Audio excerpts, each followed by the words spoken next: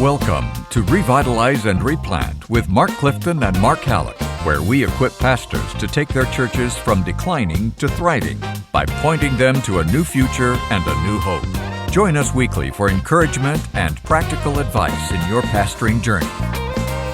Welcome back to Revitalize and Replant with Mark Clifton and Mark Hallock. I'm Dan Hurst. There's Kyle Bierman. And we are in the hallowed halls, the hallowed basement of Inglewood, Calvary Church in Inglewood, which is the church that Mark Hallock pastors. And we're doing a whole series of podcasts on different things that we've come across that have meant something to us, that have said something to us. And some of these are things that Mark Clifton has written. Some of these are things that Mark Hallock has written. And Hallock came up with this. This is a little post on what, Facebook or somewhere that you Yeah. like I think I posted this on Facebook. And basically what it was the whole concept is, I know we've titled this triage, change, right. But this is basically, how do I know what needs to change the most? Yes, where do I start, or where do I begin? And that's obviously a question That's exactly that every right. revitalized because pastor, you can unwisely try to lead change in areas where either the church isn't ready for it, or you're not ready for it, you don't have the credibility, you don't know what you're doing, and you can make a real mess. And so when you're walking into a church where there's a million things that you think, man, we could change a lot here, and in fact, maybe a lot of those things do need to change, how do you know what's most important? Now, this is not a formula. This is not a formula. These are 4 questions, actually, to ask and to prayerfully wrestle with, and not just yourself, but probably with other leaders there. Whatever it might look like. And so Clifton brought up the word triage, and I like that because it's like, when we talk about triage, you think about what are the most important things? What is the priority here? When you think of somebody on the battlefield, who's got all kinds of wounds, well, you can't fix everything at once. So what is most important to address? What's second? What's third? What's fourth? Does that make sense? Mm-hmm. And so these questions are just helping you think through that, if that makes sense. Yeah. So the first one is this. The first question is, what is most clearly out of alignment with Scripture? Okay? So this is like the no-brainer. So if you're walking into a church and there's just clearly things that are going on that are incredibly unbiblical, right? This isn't so much a matter of, I need to win people over to, no, there might be things you've got to address right away because it's out of sync with God's desires for his church. There might be sin, there might be things that need to be addressed, and that can be some of the hard stuff on the front end. But you've got to ask, because above all, the Lord is honored, and what he desires is for our churches to be biblical, in alignment with his word and his will. And do you prioritize that? And so what you may have to, yeah. I mean, if you look around and go, dude, there's like a bunch of stuff that is clearly unbiblical, well, then you've got to be strict. You might need to triage that list. You don't prioritize taking the American and Christian flag off of the platform. Yeah. Okay, I'm serious. Yeah, right. You don't prioritize, rearranging the bulletin or doing the music differently. Or those things are not biblical. That's right. If you think they are biblical, then give me a call. We'll have a conversation. Yeah. But oftentimes guys will burn up most of their change credibility with stuff that's not even a biblical change. Right. It's just sort of a stylistic thing. It's a preference. Yep. You think it might help you reach people, and it might, but it probably won't, to be frank about it. I mean, you changing the name, changing anything like that. Mm-hmm. I mean, at the end of the day, that's not none of that stuff. None of that matters. Get under the root. Yeah. If it's obviously out of alignment with Scripture, you have to change it. Mm-hmm.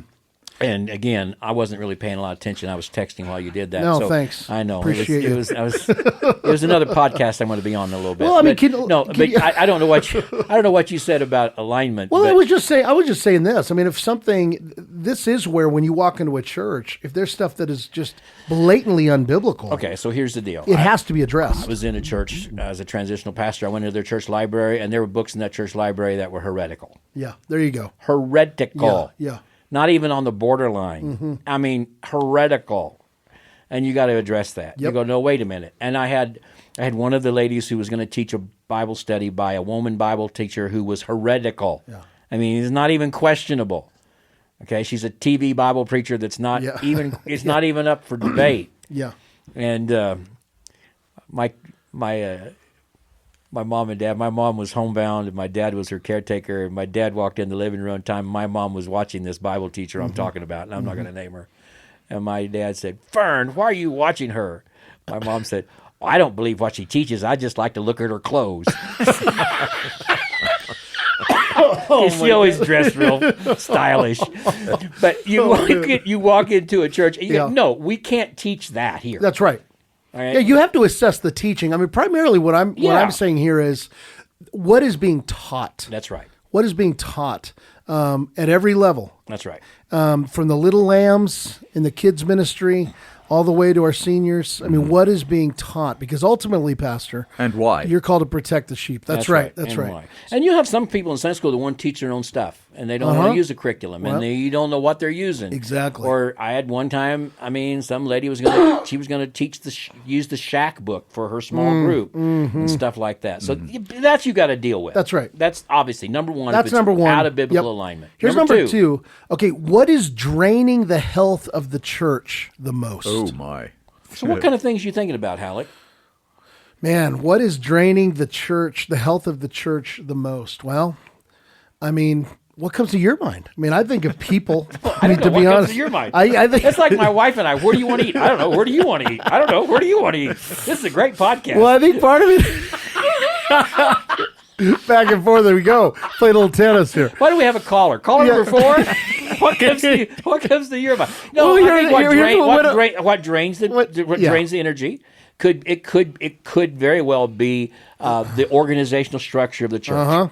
The fact that you have so many decision makers, so many levels of decision making that's so cumbersome. In other words, it's not clear who has the final. So many cooks in the kitchen. It's not clear who has the final yes, but about anybody can say no. So is it the church council? Is it deacons? Is it the pastor? Is it the church that votes on Wednesday night a month? How do we get things done? Yeah, that's right. And you may be so cumbersome that you really can't get anything done. Yeah, that's a great illustration. What else drains the church? There may be conflict over the use of the fellowship hall or over some something going on. Maybe we got Awanas and it's not really working.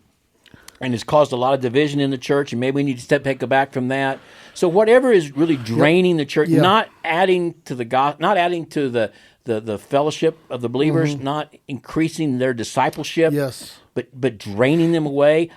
For example, too, sometimes you'll have things where churches will decide, we're going to have our city has these fairs, these events a couple times a year. So we're going to have a booth there, and we're going to cook hamburgers, and we're going to do all the work that goes into that. And sometimes they fuss over it and quarrel over it, and it's like draining their energy, and there's nothing coming from that at all. So look at those things and say, what is it here that does drain our energy? And it might be your song leader. Yeah.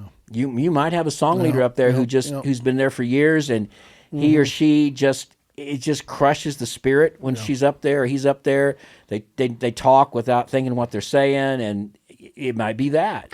Well, I got a lot of them. I know. There's a lot. It might be a Sunday school teacher who has a little sub church in your church, a little church within a church, and he or she they kind of do their own thing, and they don't mind criticizing the rest of the church, and it's very cliquish.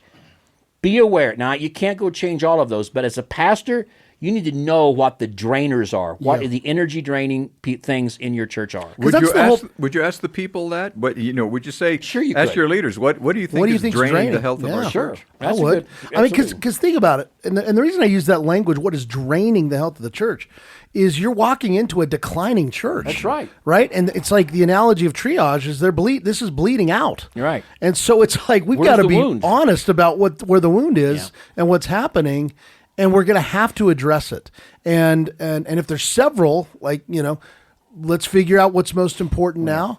But there are things that are draining. That's the point. And what they may tell you when you ask them, Hurst, and you need to ask them, but what they may tell you is, well, we don't have any more young people. The young people all go to a big church downtown, or they all go to the new church plant over in the high school. So that's what's drained. They may put the drain on somebody else, or they may say, well, we had a pastor who had a moral failure and half our church left. And so they may have, and those things are true, but they have to understand the gospel is greater than all of those. And you can't, if you always look in the rearview mirror, you're never gonna see the future. By the way, that's original with me. I was gonna say anybody can use nobody's that. Ever heard that. Write that one down. A great tattoo. There you go. I have it as a tattoo, actually. No, not right on his belly. You don't want to see it. There it is. It's not pretty. That's wow. So when you mention the idea that they're going to take us off the air, refer to Trevin Wax cannot put up with this much longer. The young people left and the pastor had a moral frame. Those are all things in the past. Yeah, that's true. And you're talking about something. What is draining the health? But they of will the tell you church? that's still draining. Yeah, us. exactly. But yeah, I agree. So So often when you ask what's draining, they'll look at external things. yes, yeah, And you got to get them to look at the internal things. Yeah. But sometimes they are the internal things. yeah. Right. What is current? That's correct. Yep. And the third thing, Okay, number 3 is this. Okay, where is there small openness to change? So in other words, okay, you can't change everything, but where are there openings and seems to be a willingness to maybe pursue some healthy change? What I've always said is you change the things they'll let you change 1st. Start with that. Yeah, it's good. Find out what they'll let you change and change those things. Even if they don't really matter, they're a change. All right. Yep. And it may be as simple as saying, can I rearrange my office? I know I'm new to this pastor's office. I'd like to maybe rearrange that. They'll probably say, sure, rearrange it.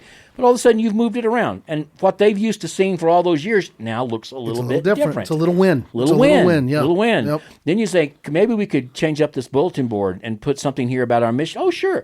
Little things like that. Don't be ripping the flags off the stage. Don't be taking the pictures of the former pastors down yet. Don't be doing that. But find those little things. And then you might even ask, could maybe we change a little of our order of worship and do this instead of that? And they may let you change the bulletin. They may let you. Those little things like that. Yeah. Even paint a different color. Paint the hallways a different color. Yeah. Get some new light fixtures in there.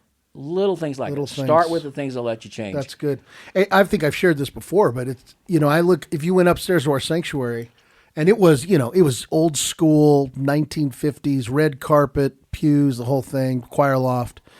One of the things I was shocked by is how ready the church was to get rid of the organ and the choir loft. I was going to ask you about that. Following up on what Clifton just said, how much of that change do you put on them? What are you willing to change? A lot of it was honestly asking questions, because I was sitting here going, actually, that would be great. If we could just flatten that thing, it gives us so many more possibilities. I mean, I had like a space of, I'm not kidding, 3 feet to stand to preach on. I mean, it was like, but the matriarch and patriarch of the church, they were the ones who brought it to me.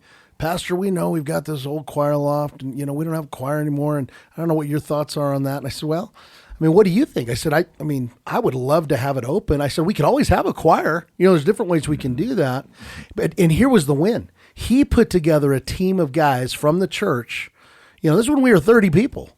And they came up on a Saturday and they took it all down and they put it. And here's what happened. It became a source of pride for them. Like we're part of moving this church in a new direction. Wow. Do you know what I mean? And so it involved them. It wasn't so much what will you allow and I'm going to change it, but rather what do you want and let's do it together. And but that is a clear revelation of a vision too, right? Yes, right. No, that's right. That's right. Suddenly you realize that they have a vision. May not always align with yours. And they don't always see it. I mean, what was interesting is they kind of were like, we don't have a choir anymore, so we don't need the choir loft, okay? But what I wanted them to see is, hey, it's not just about getting rid of the choir loft, because we may have a choir again. I'd love to have a choir again. But it is about how can we best steward this building for the sake of ministry to reach this community, right? Yeah. Where we could have kids programs again and actually have kiddos on the stage, or whatever. And it may be that when they call you as their pastor, they tell you, what, we would like to do something for children. And you say, well, you know what, my wife and I would like to maybe start with Awanas. Would you? And they go, yeah, go do that. Well, then lean into that. Yeah. They've already given you permission to do that. Lean into that. Or if you say, when you're interviewing with them and you say, I have a little passion for a ministry to addictive personalities, we'd like maybe to celebrate recovery. If they say, well, sure, if you want to take Tuesday night, lean into that. Yeah. Wherever they're That's open right. to let you do things. Yep. Because you're not really, at that point, you're not coming in and changing the fellowship hall, changing the Sunday school program, changing some of the things that they're locked into. You're changing you're starting some new things around the corner, around the fringes. Well, and here's the thing, and you know this, and I know this, is in our leadership. The win is not necessarily getting exactly what you want. The win is getting momentum. That's so true. Do you hear that? Oh, that's so true. That's the win. So it's not even so much. It's like what you said. I don't even care this much about this, but them changing this helps us to begin moving the ball down the field. And that's the hardest thing in revitalization. You've got to build momentum. Yep. Momentum is a interesting thing, and there's a lot of components. But that's the thing: is get people in the game, let them do stuff. Yeah. Let's shake this thing up a little bit. Let the spirit move. You know. And there's going to be openness to change in something, and just whatever they're open to change, start with that. Yeah. When I was in radio, one of the first things that we learned about success was that success always starts with change. It always starts with change, and so to make the change, you have to start in the things that are going to be recognizable but aren't going to cost you anything. And so, like in radio, you start by changing the image voice. The guy that says the name of the station. And then welcome to that sort of thing. You change that image voice. In church work, you begin to change not the image of the church, but an image where people recognize that something's changing. And it doesn't cost us anything. Yeah. So now that's that momentum that you're talking about. It begins with those little things that you celebrate. That's right. Well, let me give you a specific example of how to do this, perhaps. Most of your people are not going to be opposed to reading Scripture publicly on morning worship. They're not going to say, we don't want to do that, Pastor. But it's not probably something you do on a regular basis. So one of the things you can do is you can come in after you've been there a few weeks or a few months. You can know some of the folks that maybe are you think would be good at reading publicly, especially if they're older people, and you start working that into your morning worship. You have an Old Testament reading and a New Testament reading every Sunday morning, in addition to your sermon text. And every Sunday morning, you have a different member. Get people involved with that. They get up there on the platform and they read the Old Testament. That's something new. They're not going to say, "Oh, we shouldn't be doing that." Look that's different. Yeah. It's we haven't done this before, right? So add that, and you're adding Scripture to it. So do those kinds of things. Find ways to do that. And we're part of it. And we're part of it. Yeah. Exactly. Yeah. All right, what's the fourth one? Here's number 4, last one. This is really important, and this takes self-awareness. What can you lead faithfully right now? So in other words, you may not be at a place where you're able to, for whatever reason, to lead certain changes. I mean, quite frankly, you might need to grow as a leader. That's true. You may need to figure out how to do this and be mentored a little bit on how to lead this particular change. But what can you lead faithfully right now? And so in light of the openness, and you look at these different areas where they're open, just because they're open to changing something doesn't mean you're ready to lead it. Does that make sense? That's great. And so with this, what I'm getting at here is, what can you, given who you are, your experience, the trust level you have with the people, what can you lead faithfully right now and lead that? And again, it's a marathon, not a sprint. So you might say, look, these are 3 things I'd really love to be able to lead in the next 12 months. There's about 10 other things, but I see those more coming in years 2, 3, 4, and 5. You know what I mean? Or whatever. You can't do it all now. What can you do now and get a win for the church and build more trust? Does that make sense? Sure. Sometimes we get out over our skis. Isn't that what you say? Or you outpunch your coverage or whatever little analogy you want to use. But just because they say you can change, if you don't have the ability or the skills or the knowledge to do it, then you're going to make it worse. Yeah. So don't just run into something that you're not prepared for. Well, and here's an example of that. So I think of a guy right now just came to my mind of the church. He went into this little church, and they had been reading about small groups. Okay, this is where the church was at. They'd done Sunday school forever, but they were excited to try something else. One of the older couples, their kids go to a church where they have these home groups, and they're like, maybe we could do that. Well, this pastor. He kind of overpromised and underdelivered, which was the worst thing you can do. It is. Because he said, well, let's do it. But he didn't know how to lead and launch a strong small group ministry in the church.